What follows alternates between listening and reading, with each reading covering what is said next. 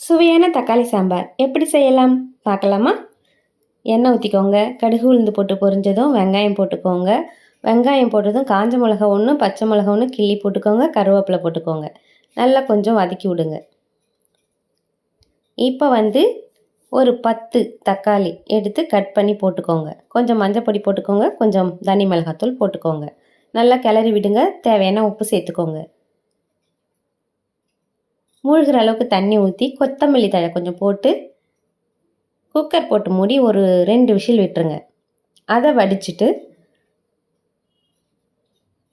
அப்படியே ஒரு ரெஸ்ட்டில் வச்சுருங்க ஓரமாக. அந்த தோலை எடுத்துகிட்டு நம்ம மசித்தாலும் சரி, தோலோடு மசித்தாலும் சரி, இந்த மாதிரி மசிச்சுட்டு வடித்த தண்ணி அதில் சேர்த்துட்டு அடுப்பு ஆன் பண்ணிவிட்டு குக்கரை மறுபடியும் அடுப்பில் வச்சுருங்க. கொதி வந்த உடனே நம்ம அரைச்சி வச்ச பொட்டுக்கடலை மாவு இதை கலக்கி விட்டு நிறைய தண்ணி சேர்த்துக்கலாம். ஏன்னா பொட்டுக்கடலை மாவு சேர்த்துக்கிறோம். அதனால் எவ்வளோ தண்ணி சேர்த்தாலும் திடமாகவே இருக்கும். நான் நிறைய தண்ணி சேர்த்தேன். 10 நிமிஷம் கொதிக்க விட்டேன். இந்த மாதிரி நல்லா கெட்டியாக வந்துருச்சு.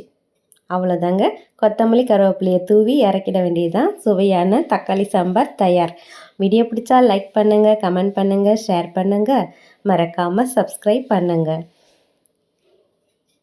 என்னோட எப்பொழுதும் பயணம் பண்ண தயாராக இருங்க. தேங்க்யூ.